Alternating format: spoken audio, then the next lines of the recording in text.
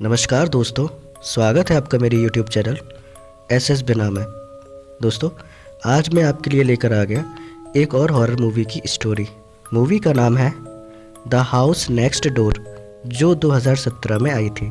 तो चलिए दोस्तों, अपने हॉरर मूवी की स्टोरी स्टार्ट करते हैं।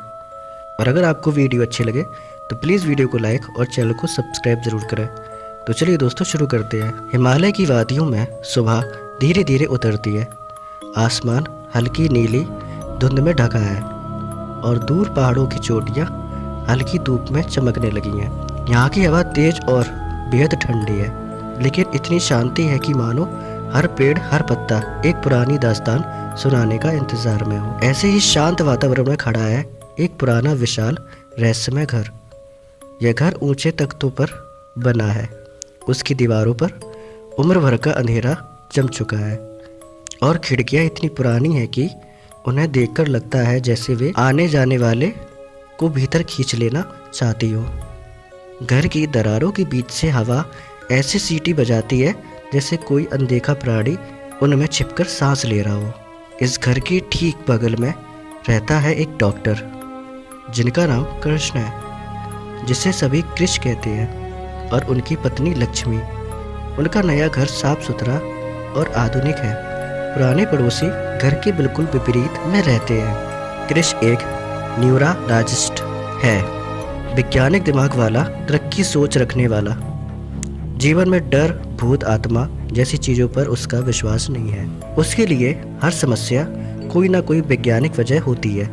दूसरी तरफ लक्ष्मी खुश मिजाज, खुले दिल की और थोड़ी भावुक है। दोनों की शादी कुछ साल पहले हुई थी और वे इस पहाड़ी इलाके में बहुत शांति से अपनी ज़िंदगी जी रहे हैं। लेकिन ज़िंदगी में उतार चढ़ाव वहीं से शुरू होते हैं जहां इंसान उन्हें आने का सबसे कम अंदाज़ा होता है। एक दिन पुराने वीरान से घर में अचानक हलचल शुरू होती है।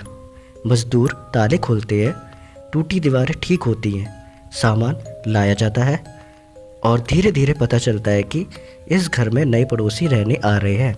कुछ ही दिनों में वहाँ रहने आते हैं रुद्र, उसकी पत्नी माधवी और उनकी 13-14 साल की बेटी याना। पहले दिन कृष और लक्ष्मी उनसे मिलने जाते हैं। रुद्र शांत स्वभाव का, थोड़ा सा रूखा लेकिन जिम्मेदार आदमी लगता है। माधवी बहुत कम बोलने वाली, लेकिन उसकी आंखों में चिंता गहरी दिखाई देती है। और फिर आती है याना, एक बेहद शांत, विचलित सी, अंदर तक डरी हुई लड़की। उसकी चाल, उसकी आंखों का भाव, उसकी चुप्पी, सब कुछ एक अजीब बेचैनी पैदा करती है। वह मुस्कुराती भी है तो ऐसा लगता है जैसे उसके भीतर कोई उदासी कैद हो।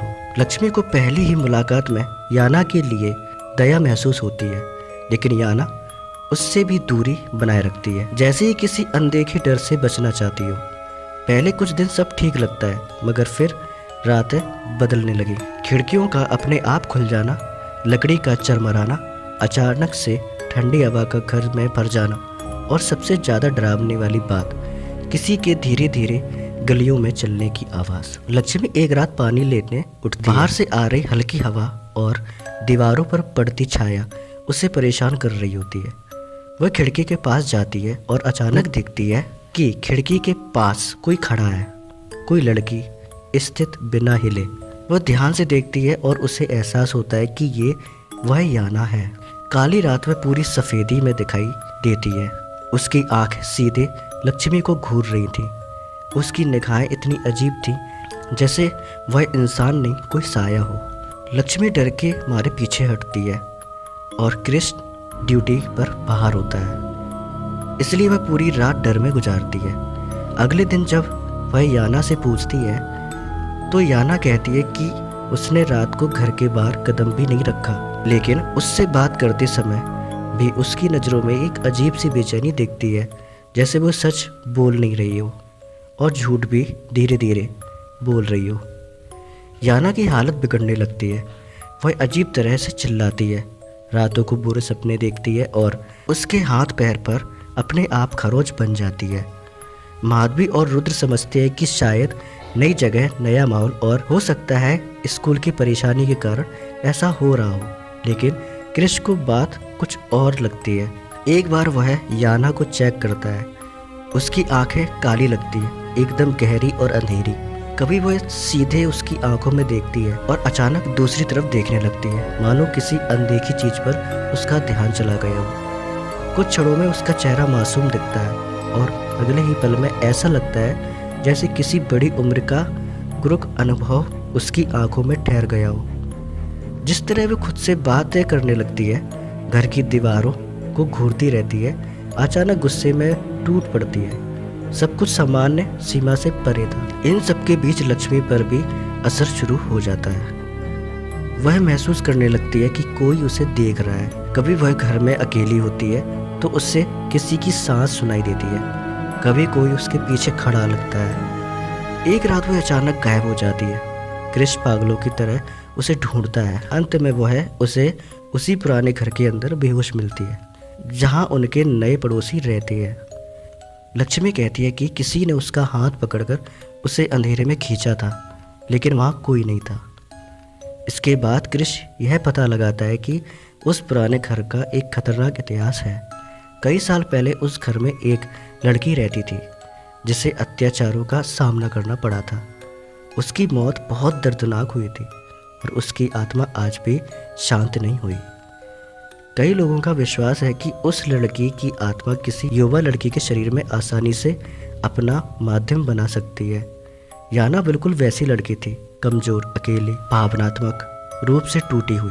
अब यह साफ होने लगा कि याना धीरे धीरे उसी आत्मा के कब्जे में जा रही है। उसके हाथों में ऐसी ताकत दिखाई देने लगती है जो किसी बच्चे में नहीं हो सकती। वह ऐसा ऐसा बोलने लगती है जो उसने कभी सीखा ही नहीं।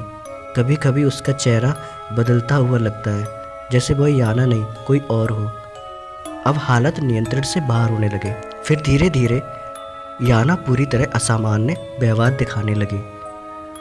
रातों में वह चीखती, कभी कभी कमरे में सामान उछालती, कभी दीवारों पर खरोच बनाती। उसकी आंखें कभी कभी काली लगती, कभी गहरी गहरी काली। माधवी और रुद्र इसका कारण समझने की कोशिश कर रहे थे, लेकिन अब उनके लिए यह केवल मानसिक बीमारी नहीं रही, बल्कि कुछ गहरा, रहस्यमय और खतरनाक था। क्रिस जो वैज्ञानिक सोच वाला था, वह आत्माओं पर विश्वास नहीं करता था, लेकिन जब उसने खुद को देखा कि याना अपने शरीर को ऐसे मोड़ती है, ऐसे बातें करती है जो किसी बच्ची की सीमा से बाहर है, तो उसे भी लगा कि यहाँ कुछ अलौकिक हो रहा है। एक दिन याना ने अचानक अपने कमरे में बंद करके दरवाज़ा खुद से तोड़ दिया। उसके कमरे की दीवारें अचानक कांपने लगी। रुद्र और माधवी डर गए। उन्होंने क्रिश को बुलाया। क्रिश घर आया और देखा कि याना अब सीधी साधारण लड़की जैसी नहीं थी। उसकी आवाज़ बदल चुकी थी। उसके बोलने के तरीके में क्रूरता थी। वह कमरे में चीज़ें उड़ाती है, फर्श पर कूदती है और अचानक पूरी तरह शांत होकर किसी को घूरती है। यह देखकर क्रिस समझ गया कि अब यह केवल मानसिक रोग नहीं है, अब यह मामला आत्मा या किसी अलौकिक शक्ति का है। क्रिस ने अपने पुराने मित्र एक तिब्बती भिक्षु को बुलाया। भिक्षु घर में आते ही कह देता है कि यहाँ घर असाधारण शक्ति से भरा हुआ है। वही लड़की जो कई साल पहले मर चुकी थी, उसकी आत्मा आज भी घर में मौजूद है और अब वह याना को अपना माध्यम बना चुकी है। भिक्षु बताता है कि इस आत्मा को घर से बाहर निकालना बहुत मुश्किल है। यदि सही उपाय न किया गया तो आत्मा याना के शरीर को पूरी तरह नियंत्रण कर सकती है। फिर शुरू होता है भिक्षु मंत्र पाठ। घर में हवा की गति बदल जाती है।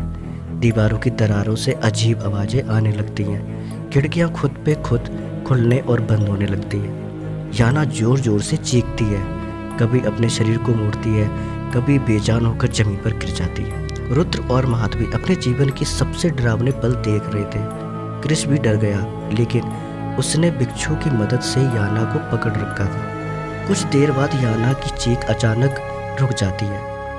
घर पूरी तरह शांत हो जाता है। भिक्षु कहता है कि आत्मा को याना से बाहर निकालने में सफलता मिली है, लेकिन उसकी चेतावनी भी है।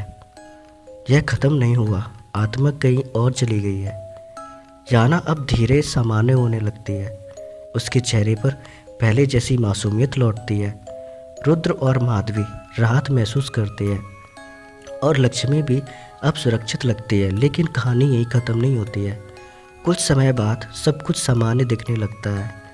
याना स्कूल जाने लगती है, घर में शांति लौट आती है, लेकिन एक रात लक्ष्मी खिड़की के पास खड़ी होती है। उसके चेहरे पर वही काली परछाई दिखाई देती है जो पहले याना में थी। धीरे धीरे वह मुस्कुराती है और क्रिस को इस मुस्कान में अजीब सी डरावनी झलक दिखती है। यानी आत्मा ने अब लक्ष्मी को अपना नया माध्यम बना लिया था। कहानी की यहीं समाप्ति होती है। तो ठीक है दोस्तों, मिलते हैं फिर किसी नेक्स्ट वीडियो में। तो दोस्तों, कैसे लगी आपको ये कहानी? अगर ये कहानी आपको अच्छी लगी हो तो प्लीज़ वीडियो को लाइक और चैनल को सब्सक्राइब करना ना भूलें, क्योंकि मैं आपके लिए ऐसी वीडियोस लाता रहता हूँ। तो ठीक है दोस्तों, मिलते हैं फिर किसी नेक्स्ट वीडियो में। तब तक के लिए जय हिंद, जय भारत।